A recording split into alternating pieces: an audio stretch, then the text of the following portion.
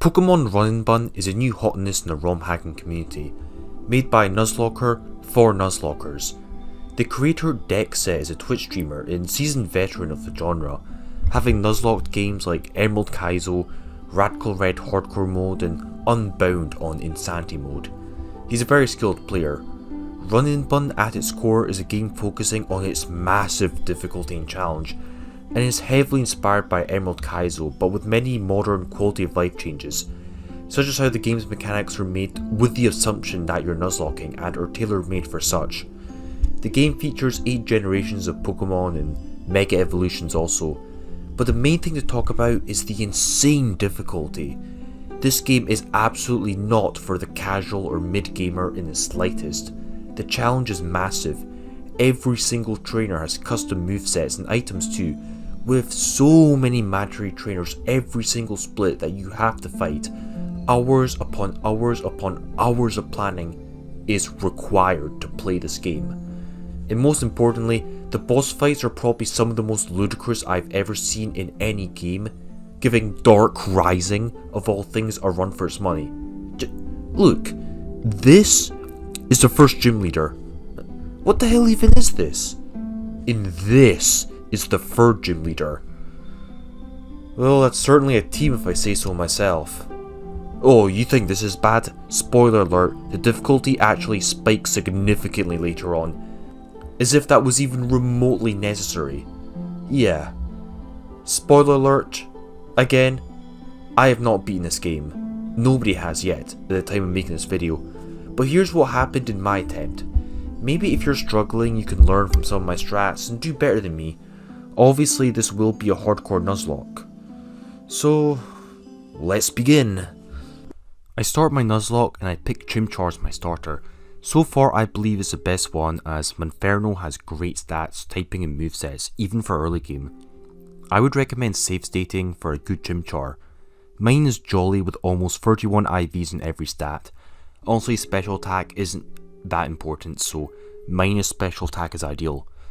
Monferno is great for the first 3 gyms and has really favourable matchups against a few key threats on each of their teams, along with Mach Punch, Fake Out, Low Sweep, which is nice.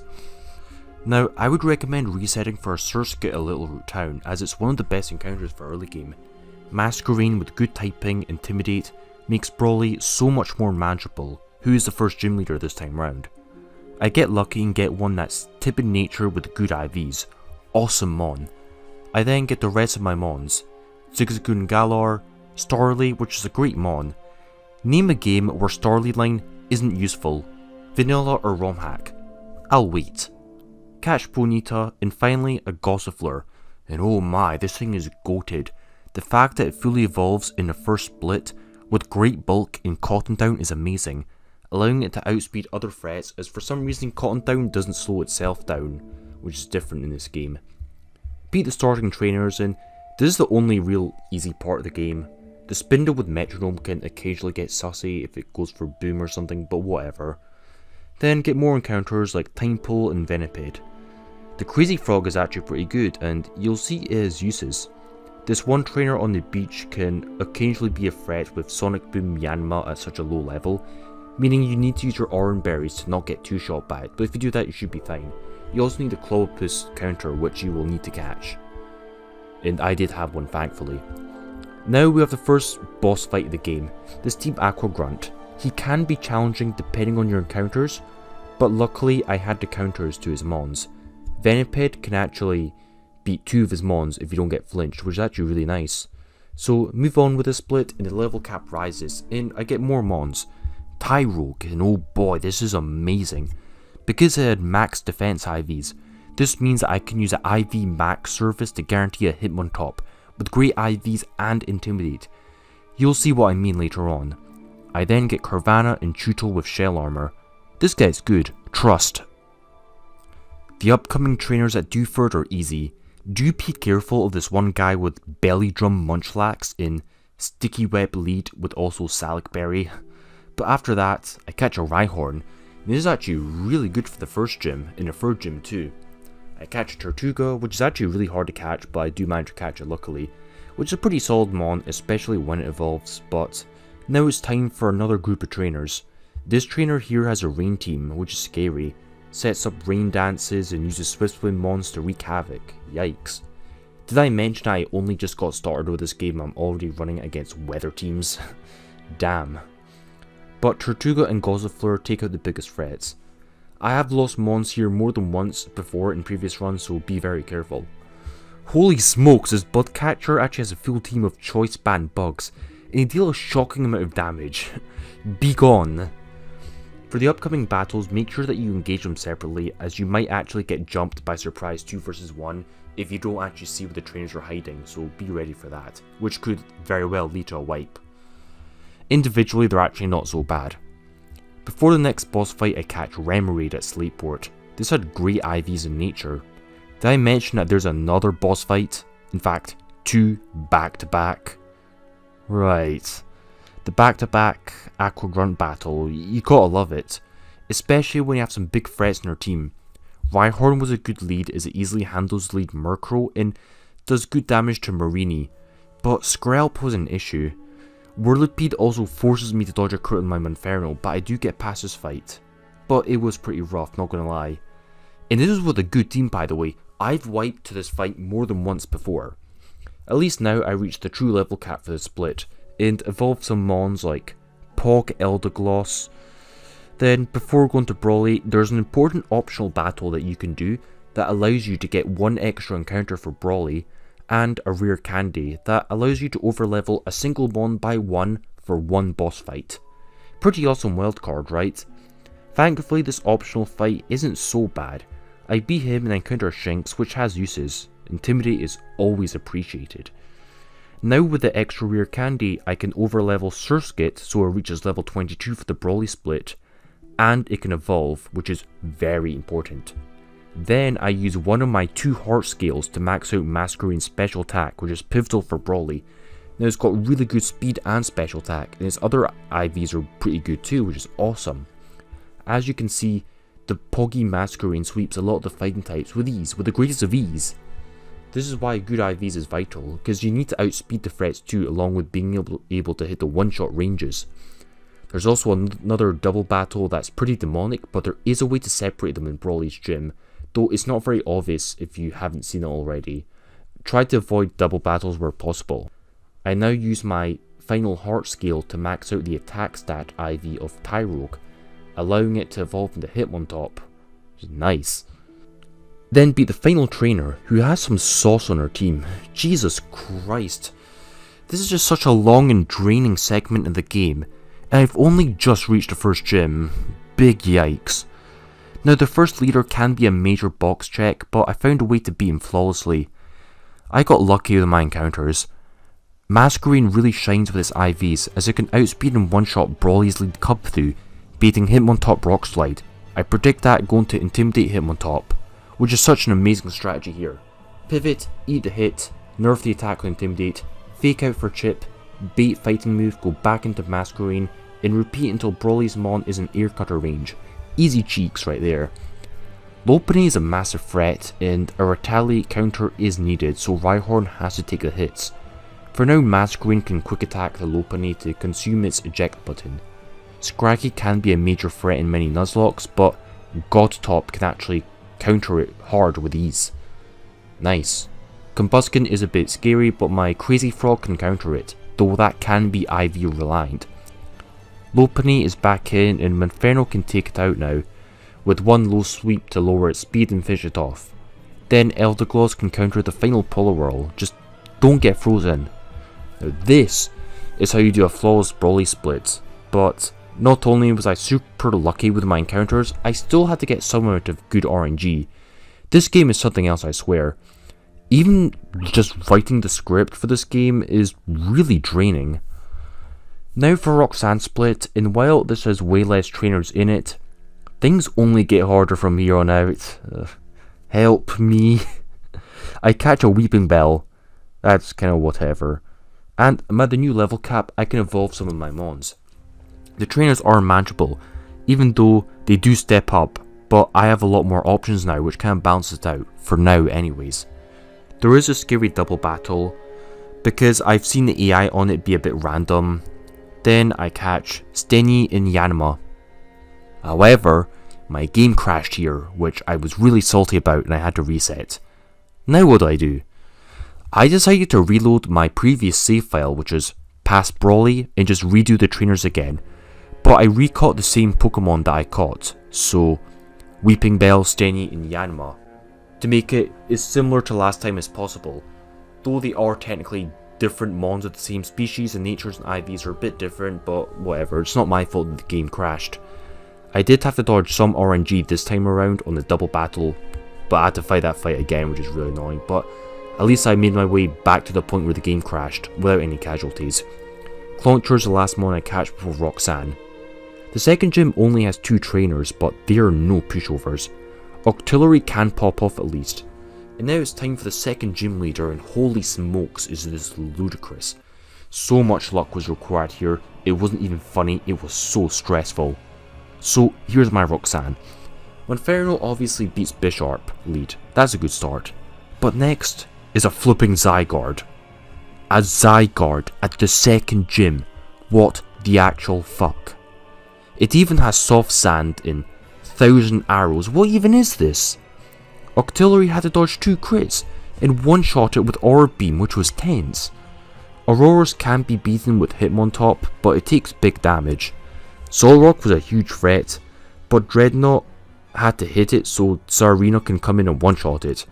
I was able to beat the Lunatone, but I had no choice but to sack Octillery, as that was pretty much the weakest link in my team. Though! Finally, Eldergloss can beat the final Caracosta, but more RNG had to be dodged on top of that. This fight was so rough, and only losing a single mon was actually miraculous. Not even Emerald Kaizo gave me so much trouble, on God. And guess what? Things get even worse from here on. As if this game wasn't hard enough already. Talk about overkill. At least the next batch of trainers are easy with my big level advantage, and I can evolve some more mons. I catch a Sussy Shroom and a Trapinch.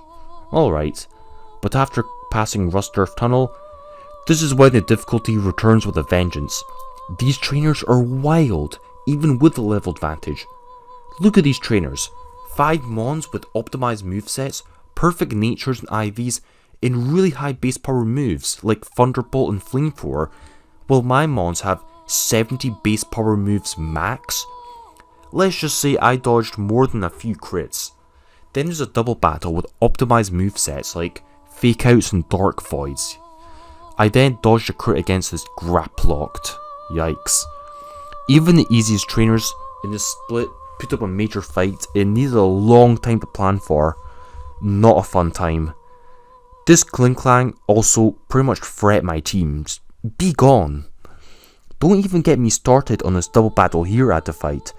The whole team revolves around Lightning Rod abuse with Discharge and just great coverage with special attackers. I need some luck here and had to risk crits to stop the setup early, as once these mons get a couple boosts from Lightning Rod, I'm probably getting bodied. I won flawlessly by the skin of my nutsack. Ay ay ay. At least I do catch a Volt Absorb Chinchou. Probably Poggers for Watson, for all I know. The next boss fight is Chell. She's actually based off a real life Twitch streamer who I've actually spoken to a few times. But in this game she's a demon. Luxury can beat her lead Lapras.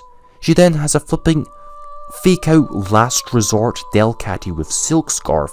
Pretty much smashes anything that doesn't resist it. Thank God for Shell Armor Dreadnought. Next is a goddamn Togekiss. And it's just too demonic for this early on in the game.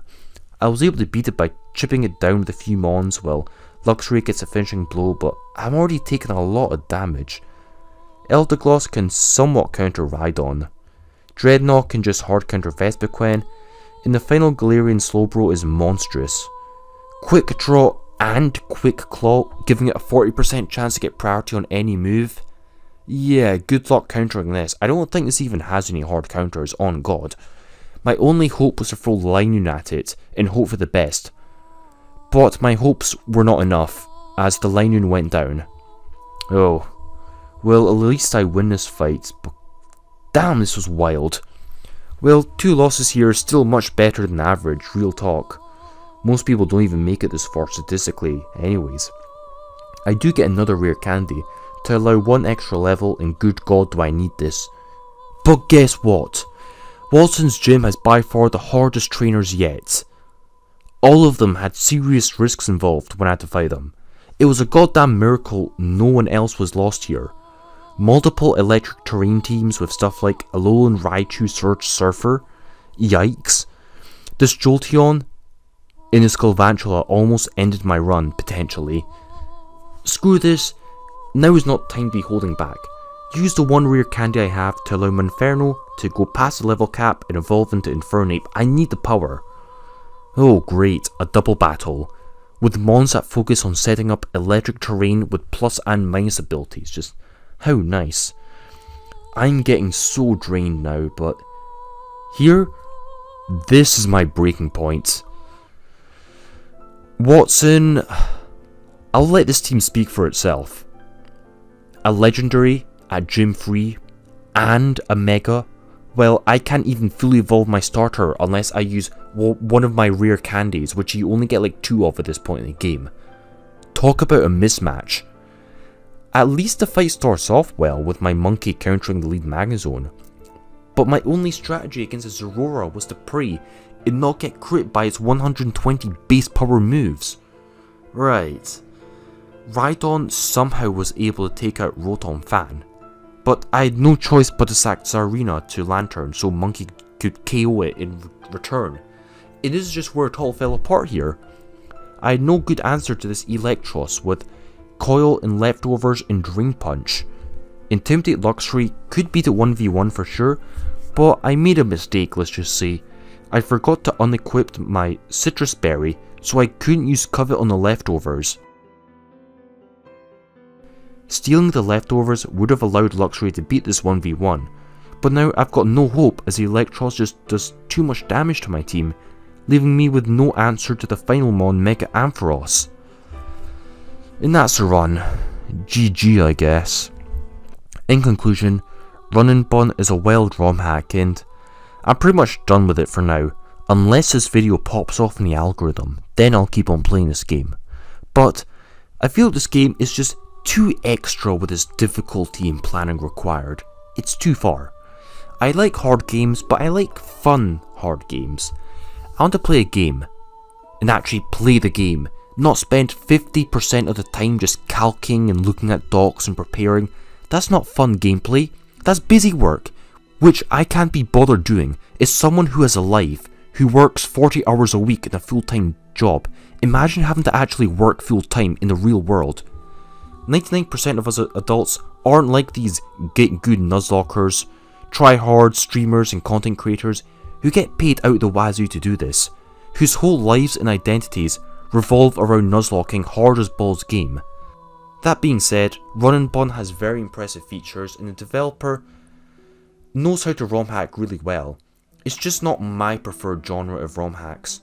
If you like Emerald Kaizo, you'll love this game much more than that, which is a genuine compliment to this game. If you don't however, then maybe give this game a miss. This concludes the video, and stay tuned for the next one. This isn't going to be any old Pokemon Nuzlocke. In fact, it won't be a Pokemon Nuzlocke anymore, it'll be something completely different. The Nuzlocke is going to be